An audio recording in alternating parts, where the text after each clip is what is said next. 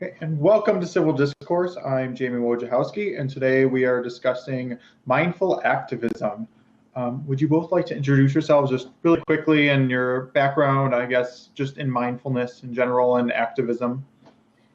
Yeah, I'll go ahead and start. I'm Marilyn Brown. I'm a licensed marriage and family therapist, and I'm in private practice in the LA area, and I've been teaching mindfulness for, about 8 or 9 years, and I've been practicing mindfulness myself daily for about 2 years, and I also do activism to reduce the stigma around mental health, especially in women of color. So that's kind of my specialty. Yes, and my name is Ursula Foster, and I'm a licensed massage therapist, and I'm also a self-care strategist.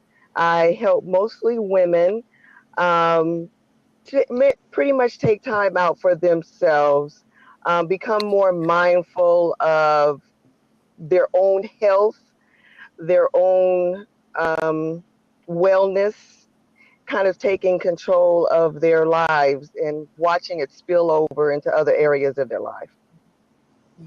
Awesome. And my background is mostly in Zen Buddhism. I've been practicing for a little over a decade now. And I am an actor, but I also help artists in general bring mindfulness and meditation practice into their craft, is my background. I guess so. The big question is, what is mindfulness? Because I feel like everyone has a different. It's such a big term, and it's a simple term, and it's a complex term, and everyone kind of explains it differently. So I would just love your takes on what exactly it means to you.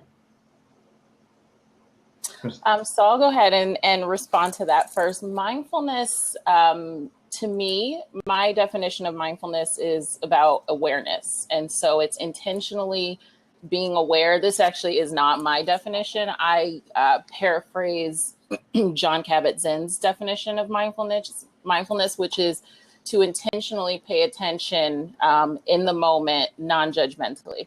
And so I think that non-judgmental piece is extremely important because, it's not just kind of this not specific idea about just being in the moment. It's much more specific about that. We're often, maybe in the moment, but judging the moment, or out of the moment because we're thinking ahead or we're in the past. And so really intentionally being present and finding a way to use that to inform your decisions.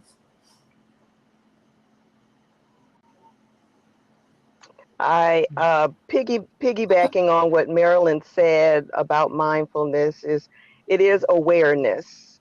What I'm finding with many people today, with all the technology, with all the TV, with just 24-hour access to each other, that we have put ourselves on autopilot. And we're just floating along, and we wake up one day and we're like, how did I get here? And we don't even know how or why. So for me, mindfulness is becoming more deliberate and more intentional about everything you do, everything you say, everything you put in your mouth, everything you think, it all connects. Yeah, I definitely agree with that. I think that that's kind of taking mindfulness or mindful living, so really where it encompasses everything that you do. And I think that, the wonderful thing that I've seen when people are able to find a way to start practicing whatever that is, whether it be going to a meditation group, whatever it is, where they're able to start to bring some mindfulness into their lives, it really does expand into these other areas, and they start to become more aware, like you said, of what they're eating and just environment in general. I've noticed for myself, environment with what I'm listening to. Like you said, we're constantly plugged in now. And, I find myself having to be much more deliberate and intentional about the things that I allow into my space, just with you know, what I'm hearing and the things that I allow in the background of my space. Yeah, and I think a big part of it, kind of going back on your definition, well, both of your definitions, a big part of mindfulness for me is leading without ego. I think we have a habit as humans, especially in the culture we're in, that everything we do, the ego is first. So my personal definition would be mindfulness is leading with curiosity and understanding in place of the ego. Complex. So I want to transition. I agree with that, Jayme. Okay. So how do you find moving into specifically mindful activism?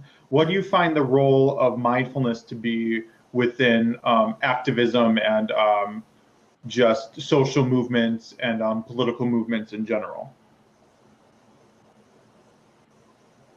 Well, what I think is that mindfulness has a really integral place in every discussion and activism and every political movement. And unfortunately, we haven't, it hasn't found that place, I don't think, in the current conversation. So I think that there's a very, very important piece, you know, like we noted earlier, mindfulness is taking the ego out of it, taking the judgment out of it. And a lot of times when people are having, you know, conversations, especially coming from an activist standpoint, this is coming from an oppressed perspective, it can be difficult to let go of certain things to be able to be mindful. And I think it's so important to recognize that everyone's perspective, even if we're, you know, even the perspective of the oppressor is an important piece in the conversation in order to understand how we're going to move forward. So I think mindfulness is so important because we're very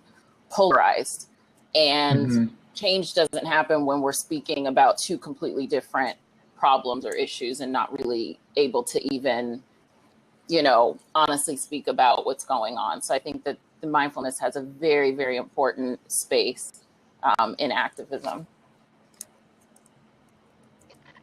And just what you said, Jayme, about being mindful in activism, I think that one of the key components that's missing is compassion.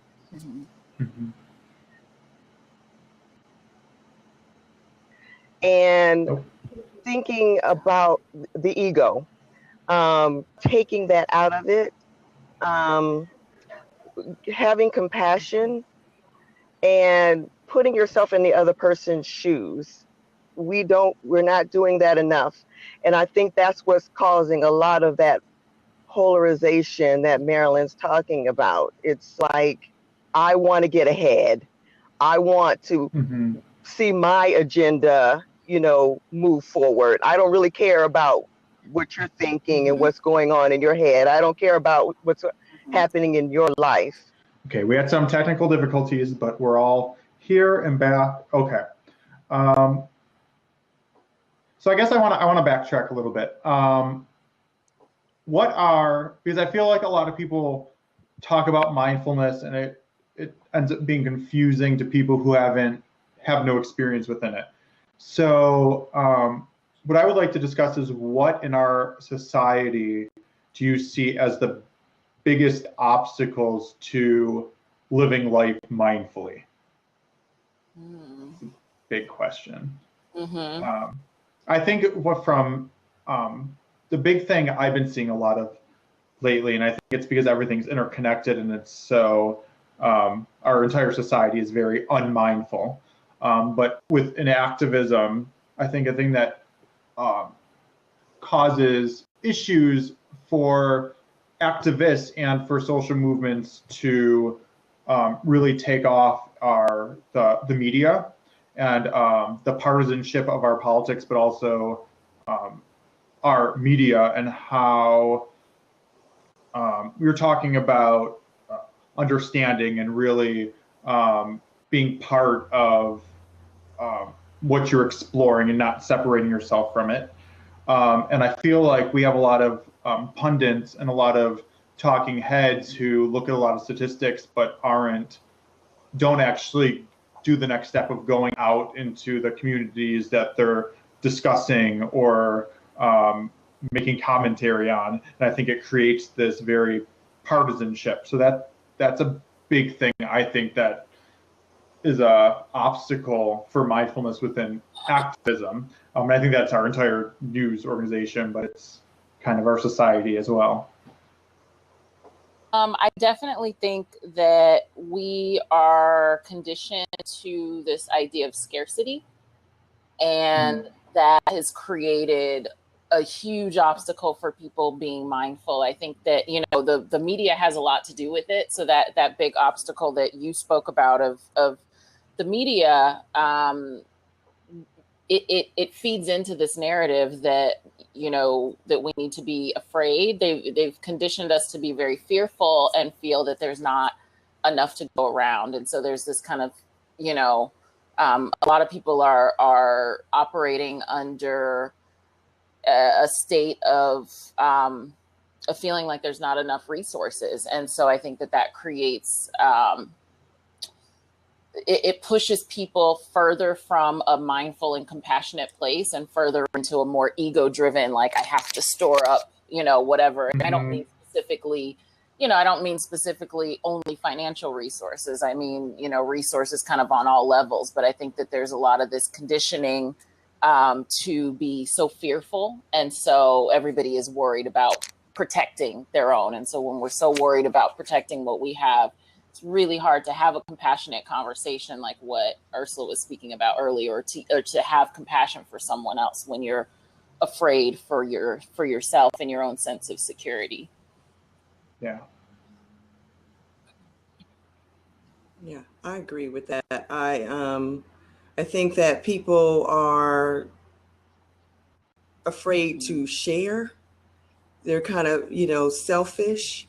And that whole sense of community that we once had, it's like, okay, Jayme, you know how to farm or whatever. And Marilyn, you know how to sew. And I may know how to build something. You know, let's all put our heads together and create something. But like Marilyn was saying, when there's that sense of scarcity, and I got to keep what's mine, and I can't share, and I can't put anything out there because I don't want anyone stealing my stuff. And then that sense of community disappears. It goes away. It's like that saying with, it takes a village, you know, not just to raise a child, but just for everything. It takes a village. It takes a community. I'd be lying. I'd be foolish to tell you I know everything. You know, but if I connect with other people that know some stuff, and I know some stuff, and you know some stuff, and we can get more done. Mm-hmm. Yeah, that's so important. And I think, you know, that sense of community, and we've really lost that sense of community on so many levels. And I think that's so important. We're not built to function on our own as humans. We are not, we are the least equipped to live and to survive on our own. You know, we survive because of each other. And it's so important. And yet, you know, there's just, you just hear this narrative of, you know, not going to go too deep into, you know, the political climate right now, but you just hear this narrative that, you know, people are coming to take what's yours. Someone is coming to take yours. And so you have to be protective. And, you know, you think about, you know, service, you know, I think being of service is so important, but how can you be of service when you are feeling unsafe or unsecure in yourself? Yeah, I think there's a disconnect in our culture where people believe that in order for someone else to get more, that means you have to get less, as opposed to it being a shared thing. I think that's what you see in our politics and what people are fighting for socially right now. A lot is, at the end of the day, no matter what side you're on of those arguments, fear is what really drives it. And when you get the counter arguments to, you get Black Lives Matter or the Fight for 15 or really any of them, the counter argument is always in a fear that by lifting this group up, that means I'm going to be teared down. And if you were living mindfully, you would, I think you slowly begin to realize that just because you're lifting when you lift others up, you are also lifting yourself up at the same time. Yeah. Yeah. Yeah, you're lifting the community up as a whole, and then one gets better. Yeah. Oh. No. I may have already said this. I too, with the scarcity, is I think we also live in a culture that on the opposite end of that, which adds to the kind of hoarding and materialistic nature, is we are kind of conditioned that emotions are weakness. So the more you own, the more you can hide your emotions, or those will make it so you emote less, or you don't have too many feelings. Or if you're upset, then you buy this because it'll make it better, and it's kind of this surface kind of emotional cushion. So I think there's that aspect of it as well that's completely taught to us in all of our media and our advertising and all of that. Yeah, that's an important piece. I didn't really think about that, but that it's this kind of materialistic, like you can hide emotions. We're shrouding ourselves with all of these ways to kind of avoid our emotions, and with shopping, with having things, with having possessions, and with experiences, with substances, with food, with a lot of things. We're using a lot of things to turn ourselves off from feeling, and emotions are so important, and emotions are information, and when we cut ourselves off from getting that important information, we're not really able to be very mindful because we have no idea what's even going on. We're so distracted with these external things. Yeah.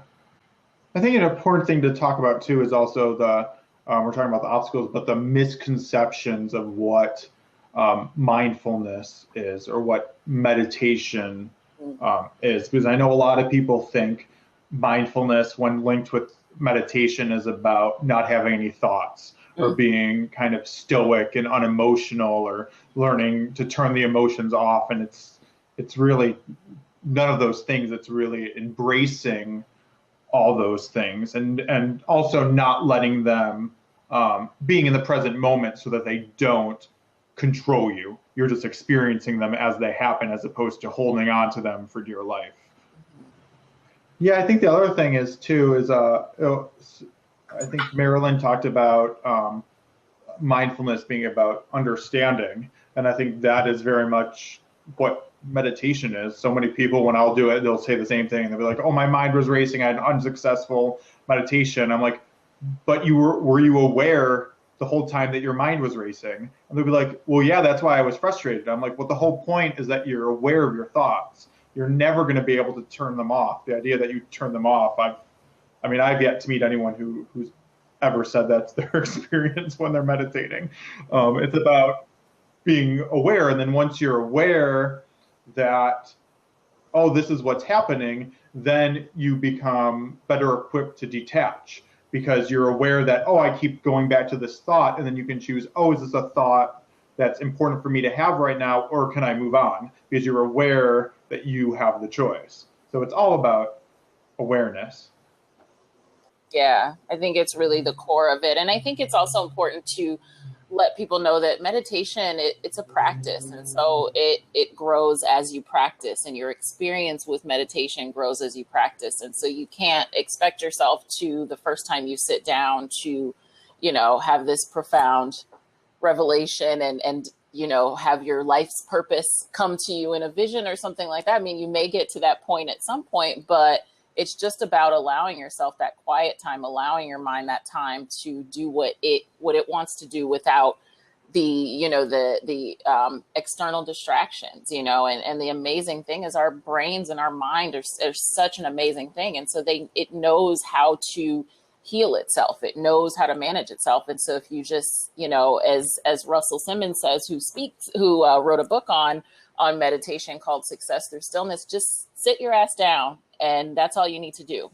Just find the time and do it. And if you don't think you have the time, then you probably really need to do it, because that he suggests, people say, oh, I don't have anywhere to do it. Like, you have to have this beautiful, meditation room already set up, like you said, on a hill, somewhere, that would be awesome. And I would love to meditate in a place, but I've meditated on my toilet multiple times, when I didn't live alone and I needed to get some quiet time, I would go in the bathroom and shut the door, and make it work. And so I think that that's an important piece too, is managing your expectations. We have so many expectations for everything. I think that's also part of what we're conditioned for. We want to know what's coming before it happens. We want to be able to predict and really just managing your expectations and allowing your body and your brain to do what it already knows how to do and has probably been wanting the space to do.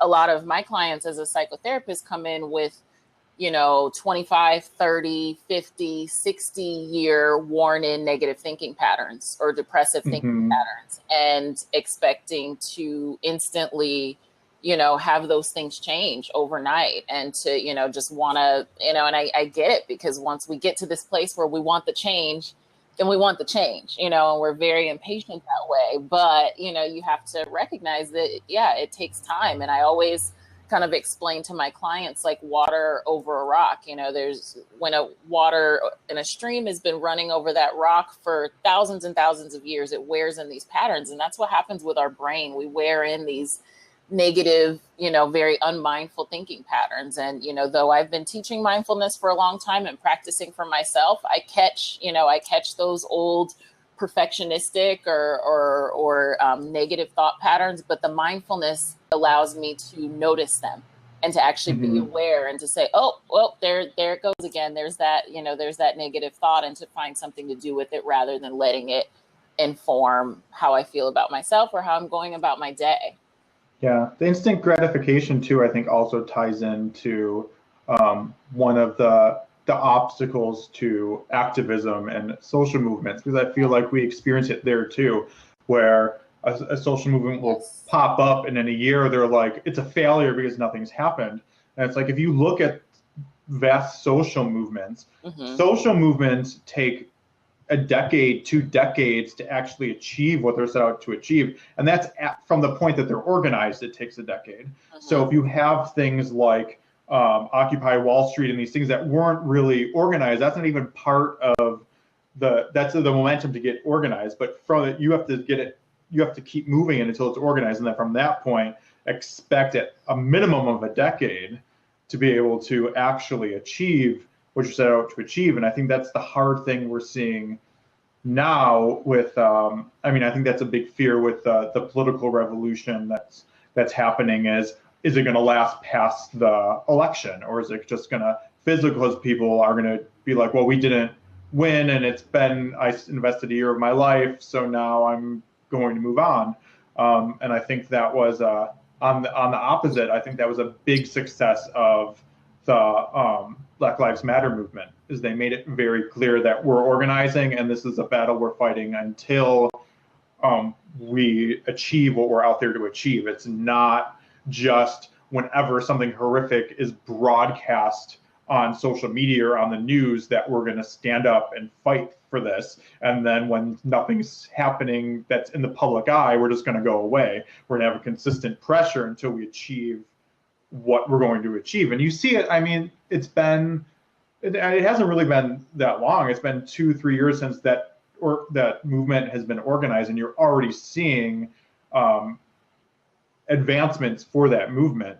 But you're seeing it. You're really seeing things that were happening 3 years ago. What the fruit of the labor are happening now. If you would have stopped after that year, all that work would probably not have moved to where it is now. And you're going to need another decade before that movement can really stop and say we've achieved what we're here to achieve. Now we can kind of let the government or politics or our culture kind of adapt to it. Yeah, I think you're right. You think about the Black Lives Matter movement, and, had that movement not continued to do the work and people continue to organize and stay on top of it outside of, the news headlines and what people were finding interesting, there's no way that it would have been in the Democratic Party platform. That's huge. The fact that this ended up in the Democratic Party platform this year. And so I think that really does speak to the mindfulness of that movement to continue working beyond the considerable hits, that continue to happen, and not allowing those things to say, well, this isn't working, seeing how many police officers have continued to get off when there's tapes and there's, all of these things, and continuing to see. And it's like, that doesn't mean that the movement stops. We haven't lost. We have to keep fighting. And I think, looking at the political climate right now, the revolution that Bernie Sanders started is, I think right now in this position where there are people who feel like we lost and it's over and there's no more work to be done, and just, and I, that really, that hurts my heart, because I think there's so much that needs to happen. There's so many platforms and issues, and Bernie Sanders really does a great job of continuing to, though he didn't get the nomination, speak on, this is not about me. This has never been about me. And this, this is about these issues, and continuing to push the issues. But I do see people being angry that they didn't get the instant gratification, and that the work that they did right in this, you said a year, I would say even for a lot of people, like 9 months of hardcore work, and things didn't go the way they wanted them to. And so now people are kind of giving up. And I think that that's, a very non-mindful response. And we have to really kind of bring it back to recognizing that we're looking at, like you said, this is a long game, and social change does not happen overnight. You have to focus and put some dedication to anything that you're wanting to accomplish or achieve. I'm just thinking about, like, myself and practicing yoga, something that I wanted to do, I was interested in. I liked all kinds of Instagram accounts for years, and I would, try to do stuff here and there, but at the same time, nothing happened. I didn't experience the benefit of it until I got up and actually went into a studio and started doing the work and started doing the practice. And I think, with anything that we want to accomplish, you've got to put that continual work in. And oftentimes when it doesn't feel, you're not getting that gratification. It's like you're spending that time doing the work and not necessarily seeing the change. Yeah, I think another misconception with mindfulness in general is that it's only about the present moment, and that to be mindful, you can never think about the future or the past. And I think what we see, especially in our culture and within activism and the movements that are happening, is that the things that naturally lend itself to mindfulness have an aspect of it, and the things that don't, it's completely devoid of mindfulness. And within the practice, I always love to encourage people to, yes, meditation is about being in the present moment, but to actually advance in your personal journey of mindfulness, you also have to have a certain amount of reflection to see where in your life is it easy for you to be mindful, where is it most difficult, and giving specific attention to those places that are more difficult. Because when we're going back, I think in social movements, I think social activism, it's a lot easier to be mindful, because the social movements tend to be more about community and kind of raising certain individuals and understanding a certain kind of struggle, where I think political movements are much more challenging, because our politics are devoid of any kind of mindfulness at this point. So it's hard, because when you look at where Bernie didn't really start the revolution, because it was kind of out of the Occupy Wall Street. But Occupy Wall Street happened and then fizzled out, and then this kind of brought it up. But I think it's harder to maintain the longevity of political revolution just because it is very much devoid of mindfulness, where the social movements aren't. And it's weird because when you think about it and you think of what the country has gone through, and you look at really the past probably 25 years, there was a long period of time where our country has really had no kind of social movements in it through Bill Clinton's presidencies and the Bush's presidencies. It was I can't think of really any major organized social movement. It kind of happened. I think the big one we saw was the LGBT movement for equality that kind of happened at the tail end of Bush and was successful. And then you had the Fight for 15 and Black Lives Matter, and now they're kind of all moving up. So I'm hoping that we're kind of creating an awareness and a mindfulness on social movements, because that's really, my personal opinion, is what caused a lot of the downturn, is because people didn't understand how our political system actually worked. And how our political system has always worked is that you have the actual government and the politicians, but they really only serve for the people when they are pushed by social movements. Like every major change and major accomplishment we can think of was pushed by a social movement forcing the government to respond.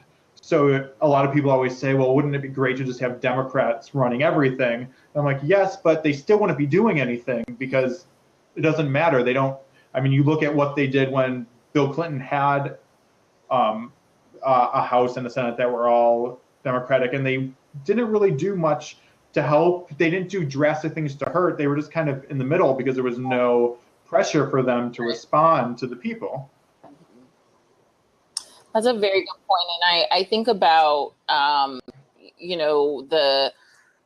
feel like there is a movement in a consciousness. There's kind of an increased consciousness movement, and people are moving towards trying to live on a more conscious level overall. But I think that what I see is that there's kind of this disillusionment with politics and with the government overall, and feeling like, rather than, try to learn about it and get involved and try to change it, that we just won't be involved at all. And it is what it is, and I think that that's unfortunate. I get why, people are burnt out, because we've seen the system and it hasn't worked for us. But at the same time, like you said, it takes pressure, and we have to stay aware and involved. But I definitely think a lot of times people just feel that they're pouring their energy into something that's useless, or that it's not working, and I think that response isn't really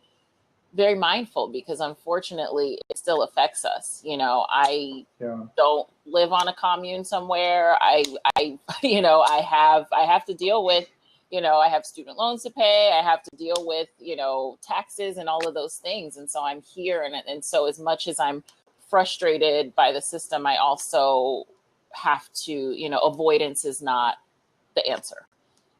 There's the apathy that happens, and I think it comes from a lot of many different places.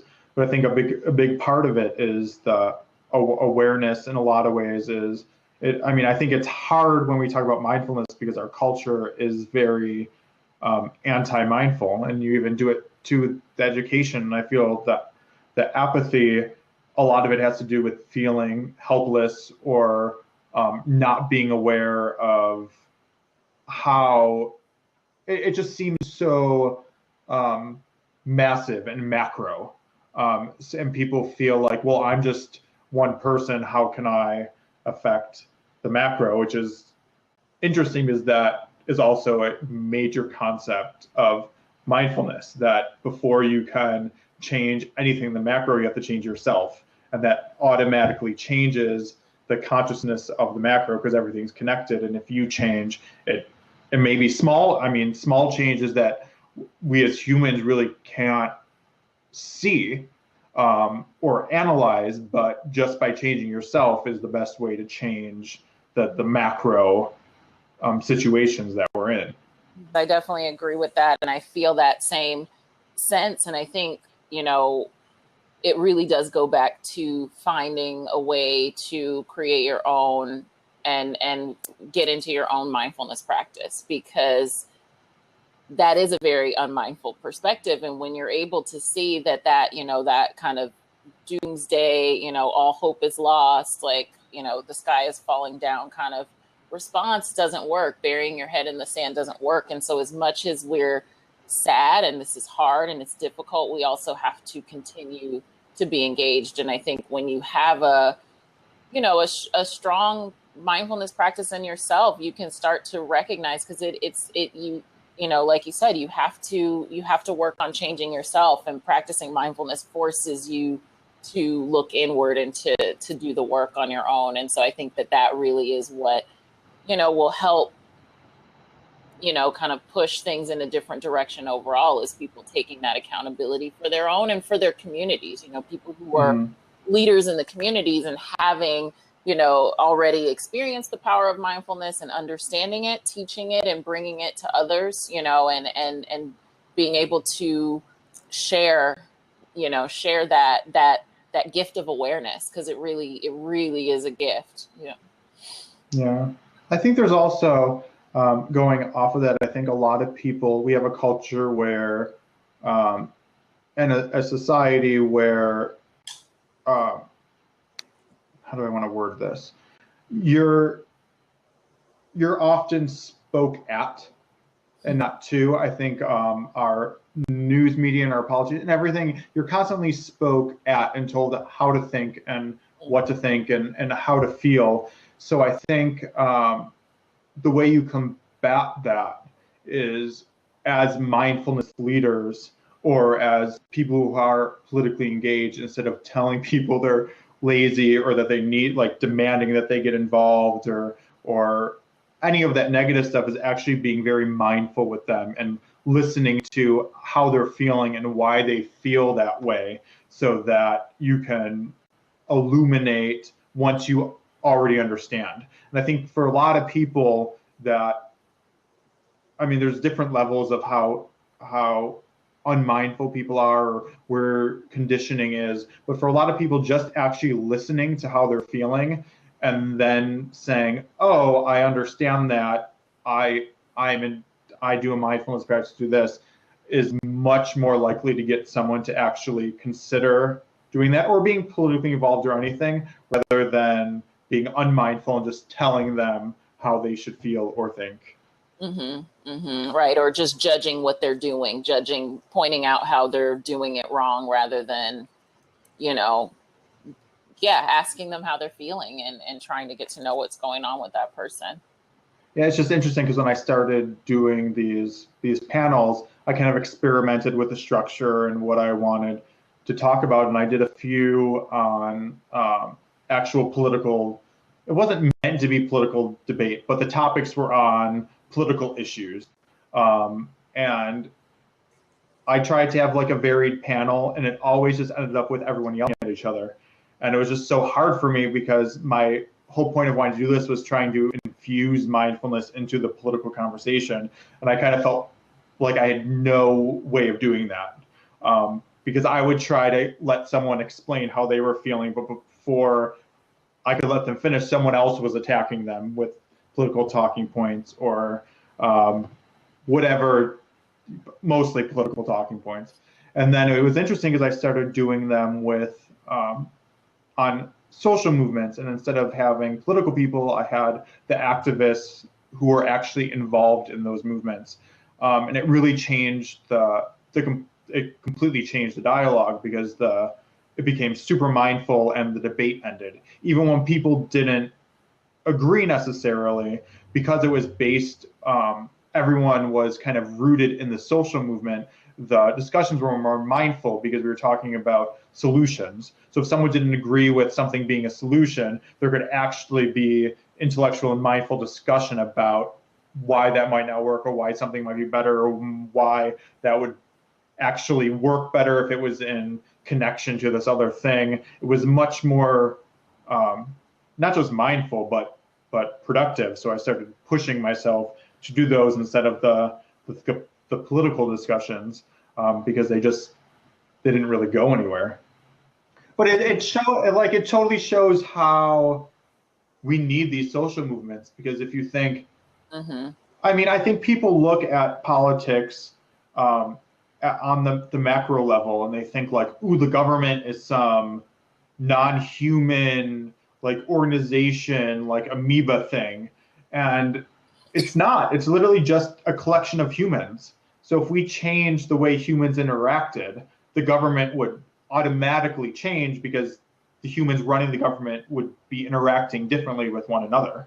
And I think that's why the social movements are so important where we're at, is because within politics, we're at a point where there is no mindfulness, and there's just a very negative political discourse of talking points and kind of manipulation, and only using facts that benefit whatever you're trying to agenda you're trying to push. And the social movements are kind of the mindful heart of it, that forces the government to actually take the issue seriously. Kind of what we were talking about in the beginning, that, you know, that important piece of empathy. You know, you see with like politicians who spent years, you know, going against the LGBT movement until they had a family member come out as gay, and then it changes for them, because now they know somebody. Now this is personal. Now I care about this person. I feel connected to this person, and so I can see things differently. So yeah, I think that you're spot on with that the social movements, it creates that space for us to humanize each other, which is important. You know, we're wired to work together when we see each other as humans. When we see each other, you know, if we see this kind of, you know, government entity, like you said, that's just kind of separate and not human, it doesn't work. Yeah. So the next topic, and I didn't have this planned, but I want to talk about it because I think it's interesting, is the role of social media in mindfulness, because I think it's very much a double-edged sword. But I'm thinking about now, we were talking about how the movements are really this development of social movements over the past couple of years, when we had 2-3 decades without them. I think a lot of it had to do with social media and people actually being able to share their stories on social media. And I had the thought that with politics, I think the reason we're seeing such a growth of activism is because there's such an apathy to politics, because it lacks the human connection. But we're seeing such a push for activism because it nurtures that human connection. So it's very interesting, and we see it in the growth of third parties. In this election, I think a big thing with the third parties, a little more with the Greens than with the Libertarians, but definitely with Libertarians as well, is the biggest difference between them is that they are parties of activists. They're not parties of as much career politicians and people and lawyers, and they represent more the common people, and the people running within those parties tend to be more middle class. Libertarians a little more upper middle class, but I think we're seeing, and then with that growing, I think that's a great way to bring more people and more heart into the political side of things. I went on a tangent there, but just on social media, what do you think the pros and cons to it, expanding mindfulness or halting it as well? For me, social media, it's a double-edged sword. I love it and I hate it some days, you know.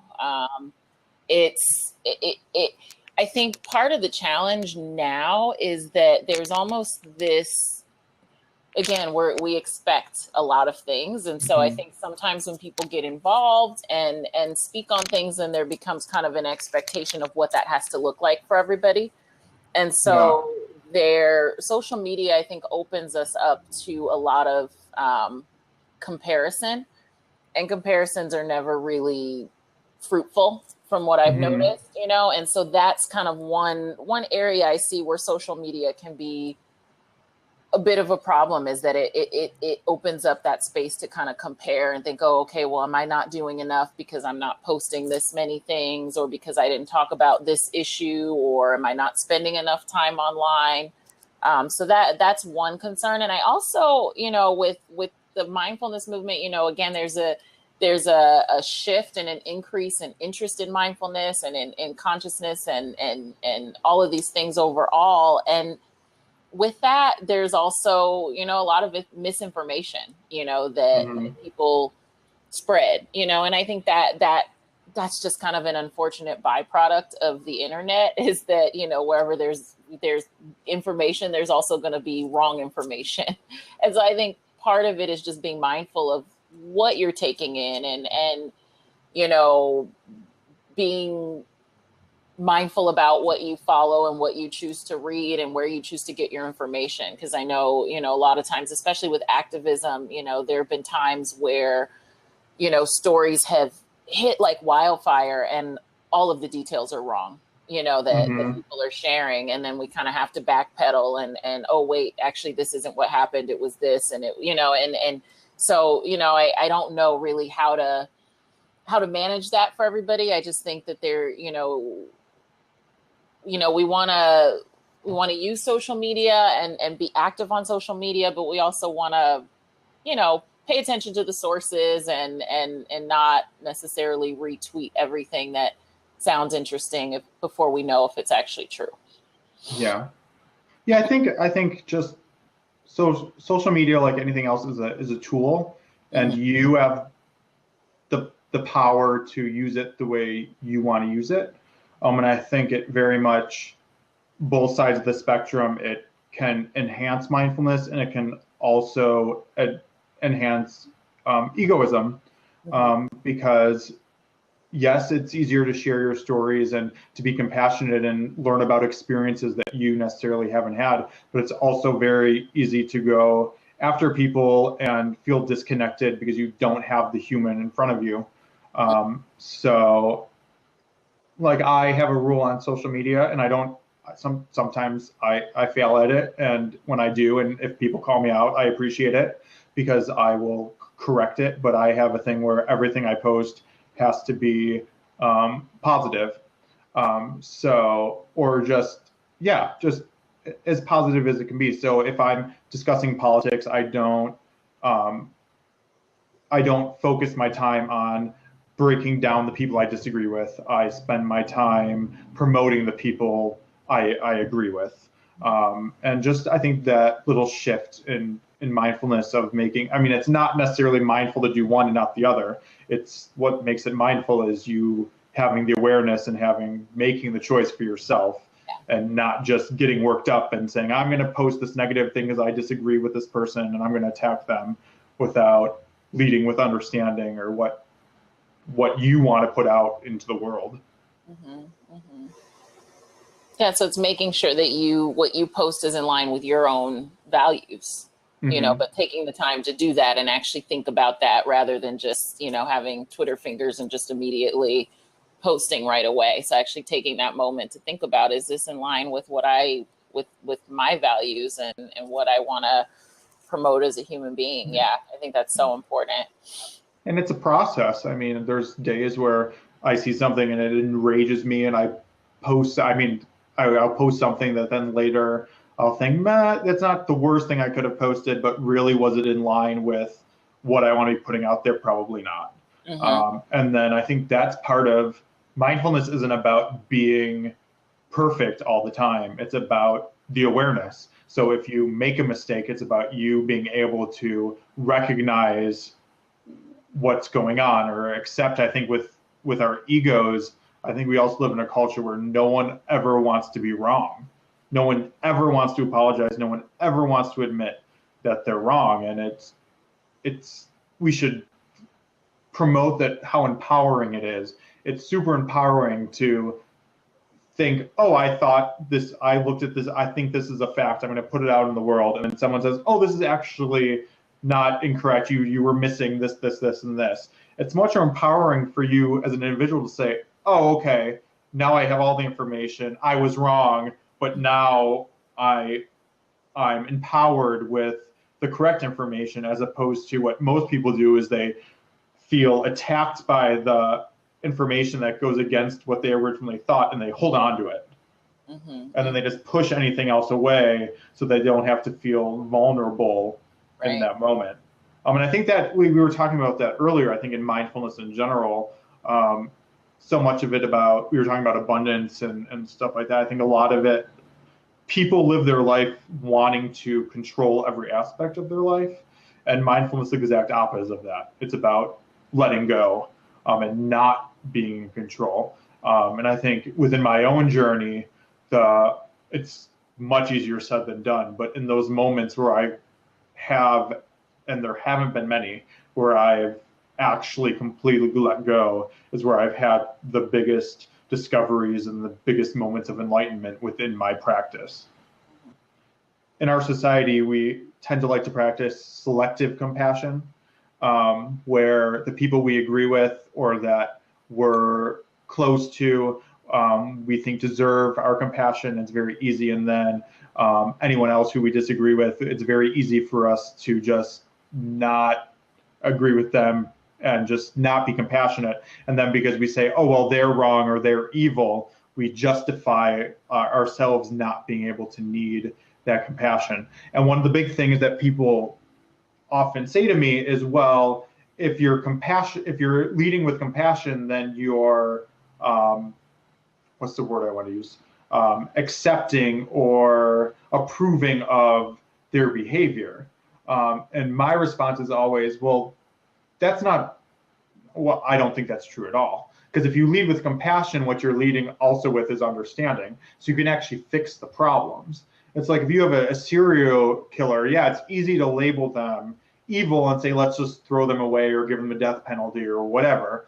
But it's much harder, but more beneficial to say, let's try to understand what circumstances created this, so then we can maybe help people who might be in similar situations down the road to stop them from turning into that.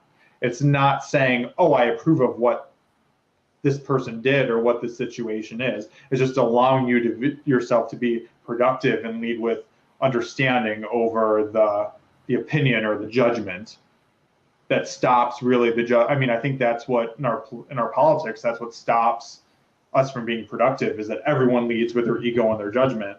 And then it's just easy to say, for a Democrat to say, well, Republicans are just wrong and evil and the bad guys, so we're just not going to bother with them, and vice versa. And then there's never a conversation about anything, or nothing gets done. People often think acceptance means approval, and it's completely not the same thing. You know, we have to accept, I mean, there's so many awful things that we have to accept because they just are. But you know, you have to get to that place where you can actually say, this is what it is, and that it's different than what I thought, before we can do anything and move forward. I want to end on a positive note. So what would just be some advice or words of encouragement for someone who's feeling discouraged with their mindfulness practice, or is thinking of starting a mindfulness practice? Biggie. Sure. Yeah. So I would say my word of advice is, if someone's feeling discouraged with their mindfulness practice, I've been there. I think most people who have come to this practice have felt discouraged at some point, and that's kind of part of the process. And I would say, find a way to connect with other people around it. You know, I think that has really been helpful for me, and really been helpful for the people that I work with is finding a connection. You know, the great thing with mindfulness and with meditation is that, you know, you can learn this for free, you know, so finding a group, there's lots of meditation meetups. There's 12-step that is mindfulness based called Refuge Recovery. So there's different options. I think that the great thing is that there really is a shift and people are more interested. And so you don't have to do it at home alone. You know, that at some point, you know, getting your own practice at home is great. But if you're feeling discouraged and feeling like you can't start at home, connect with others, because I definitely think that will help. And on that, I think mine would be make a list of the things that bring you joy right in the present moment and that bring you joy no matter where you are. Because I think we live in a culture where we're taught that you have to find happiness and that you need to achieve certain things to be happy. And if you can find the things that in your life you can do anywhere that instantly make you happy, you can empower yourself anywhere. So make that list and just keep that list with you. And if you're ever feeling discouraged or overwhelmed, just remind yourself of the things you can actually be doing right then in that moment to bring you joy. Yeah, that's a really good one. Yeah. Yay. Would anyone like to add anything else? No? No, I think that was good.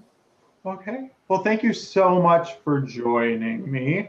Our next panel is on misconceptions of Islam and the Muslim American experience. And I believe that's Sunday, but check the calendar. I think it's Sunday at 6:30.